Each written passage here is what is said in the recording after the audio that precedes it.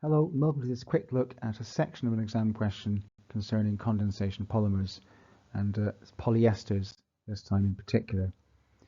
So this is the polyester that they're going to talk about, so I thought I might just introduce it slightly for you. So obviously you can see how it's formed by the esterification of an alcohol on one monomer and a carboxylic acid group on another.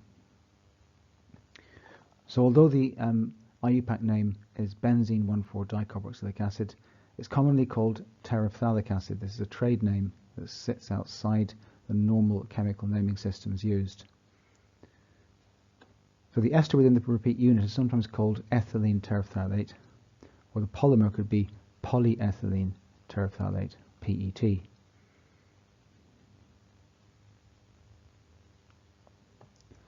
So the PET stands for polyethylene terephthalate, or simply terylene for short. So it's used to make things like tents, waterproof trousers, any sort of hard-wearing kind of cloth. Sails used to be made out of it quite a lot as well. So the first part is quite straightforward. It asks you to explain what is meant by the term condensation polymer. And it's a polymer where two monomers are joined with the release of a small molecule, usually water or HCl. And it's got the mark scheme there, so you can see that our blue definition sits well within the remit of what that mark scheme allows. It's interesting to see that they need you to mention the smaller product as well to get the mark. So it gives you the repeat unit of terylene, and they want you to draw the skeletal formula of two monomers that can be used to form this compound or this polymer. So let's look at it up a bit more closely. You've got an ester link in the middle. So this would have been formed when the repeat unit is made. And on either side of it, you've got two different chemicals that represent the monomers. So you've got a diol and a dicarboxylic acid, both of which contribute to part of the ester group. So what they want are the skeletal formulae of those two individual monomers. So in other words, those are the kind of things that they're after. Specifically, it's skeletal formulae, so you have to do it in that form. So the next part of the question says that salicylic acid reacts with 3-hydroxypropanoic acid to form a mixture of condensation polymers. And to form one polymer, the two monomers react in equal quantities. They want you to draw the repeat unit displaying the link between the monomer units. So from previously in the question, that's our salicylic acid. So let's put the two monomers together. You've got your salicylic acid and your 3-hydroxypropanoic acid.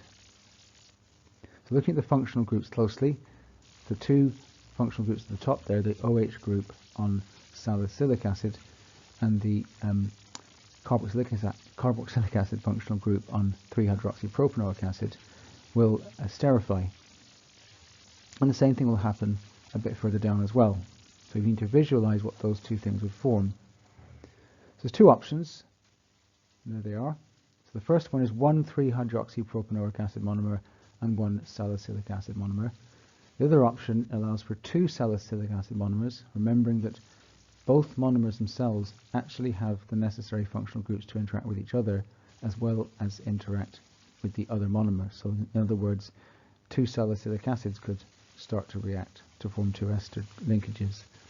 And then you've got two 3-hydroxypropanoic acid monomers that could react to form an ester linkage.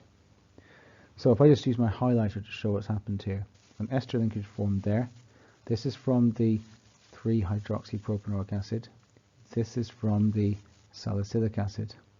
So what's happened here is two salicylic acid monomers have esterified between them, the carboxylic acid part here and the OH part on the other monomer here. And then here you found another ester group form between a salicylic acid and a 3-hydroxypropanoic acid monomer. And over here you got another ester group formed between two separate 3-hydroxypropanoic acid monomers. So a bit more complicated, that second option, but perfectly feasible because the same ratio is in the yellow highlighted text. So two monomers react in equal quantities. So two salicylic acids and two 3-hydroxypropanoic acids. Okay, hopefully this has been a useful look at how to construct a typical sort of structure using polyesters from the OCR Chemistry A specification. As always, thanks for listening. Until next time, see you soon.